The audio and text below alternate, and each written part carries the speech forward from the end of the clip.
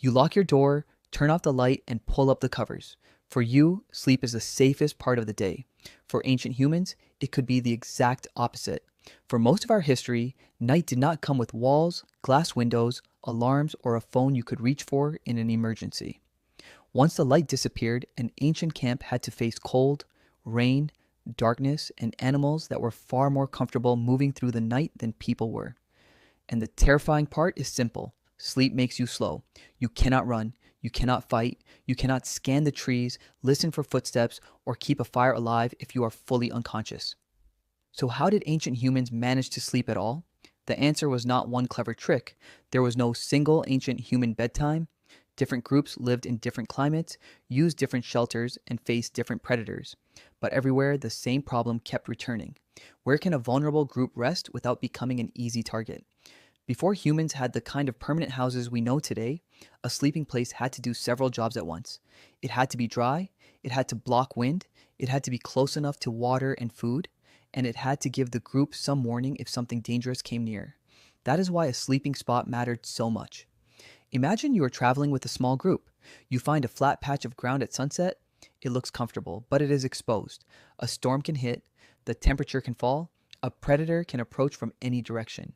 A bad camp is not just inconvenient, it is a gamble. So people learn to read the landscape. A rocky overhang could block wind. A cave entrance could limit the directions an animal could approach from. A raised patch of ground could improve visibility. Thick brush could hide a camp, but it could also hide danger. Every place came with a trade-off. Then came one of the biggest advantages humans ever gained: fire. Humans did not discover fire in one dramatic moment. Archaeologists think fire use developed over a very long time, and the earliest evidence is difficult to interpret. But once groups could use and tend to fire reliably, night began to change. Fire gave light. It gave warmth. It made a camp easier to see from inside and harder to approach unnoticed. A bright, noisy flame was also a powerful deterrent for many animals. But fire was not a magic force field. A fire needed fuel. It needed tending. Rain could weaken it. Wind could scatter smoke. And a small flame on the edge of darkness could actually make the black forest beyond it feel even darker. That is the part we forget. The fire made an ancient camp safer, but it also showed exactly how small the camp was. Picture it: a circle of people close to the heat, orange light jumping across faces. Beyond that light, trees, grass, rocks, and a darkness you cannot see through. Somewhere outside the circle, something moves. You hear it. Do you wake the whole group? Do you throw another branch onto the fire? Do you wait and listen? This is why sleeping was never just an individual act. For ancient humans, safety came from the group. Sleeping close together kept people warmer. More ears could hear a warning.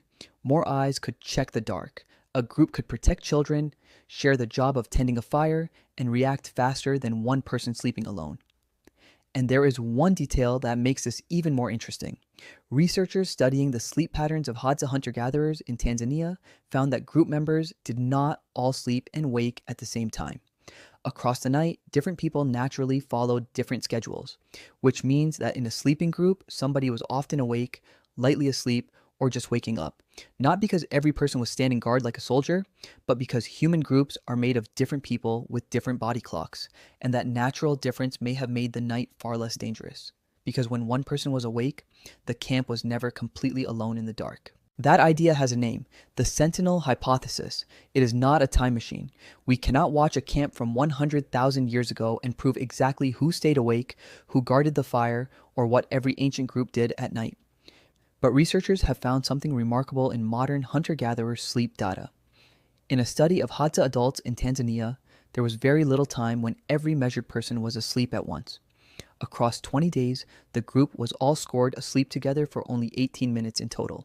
Most of the night, somebody was awake, lightly sleeping, or between sleep cycles. That does not mean there was a formal security shift every night. It means a group with children, adults, and older people naturally has different sleep schedules. Some people go down early, some wake before dawn, some wake more easily in the night. That natural mismatch could create something incredibly valuable: almost constant awareness. Picture an ancient camp again.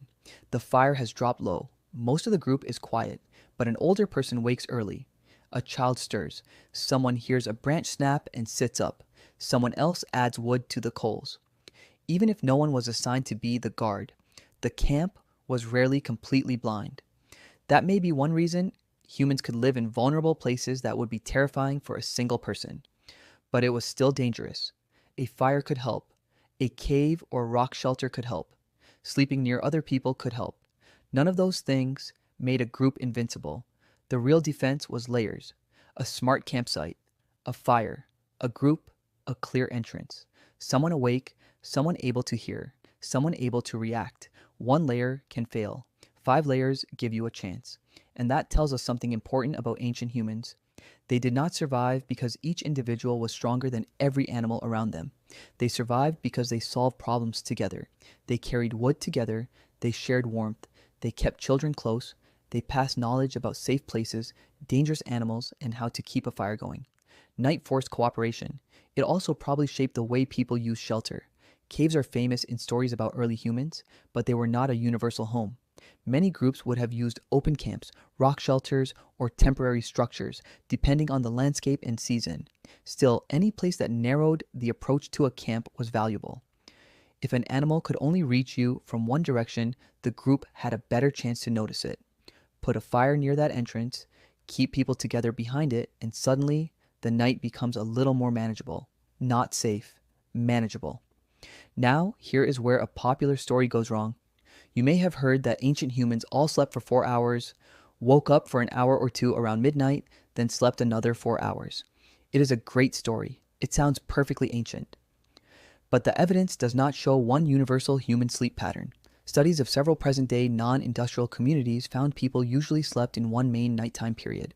They did not normally fall asleep at sunset, and long nightly wakeful breaks were rare. So ancient sleep was probably not one weird schedule that modern life ruined. It was flexible. It depended on temperature, season, noise, the people around you, the place you slept, and whether something outside the camp was trying to get in. And maybe that is why darkness still affects us so strongly. You hear a strange sound downstairs and your heart starts moving before you have even decided to be afraid. You walk through a pitch black room and your brain fills it with possibilities. You look at a glowing campfire or even a fireplace on a screen and feel weirdly calm. Your life is safer than theirs was, but your brain is not brand new. It still remembers a world where darkness hid danger, where warmth meant survival, and where the people sleeping beside you were part of your defense. Tonight, when you lock your door and turn off the light, remember this. Your peaceful bed is the result of thousands of generations learning where to sleep, how to build shelter, how to use fire, and most importantly, how not to face the dark alone. If you want more true ancient human survival stories, subscribe, because the next time you think the night is quiet, remember that for your ancestors, quiet was never the same thing as safe.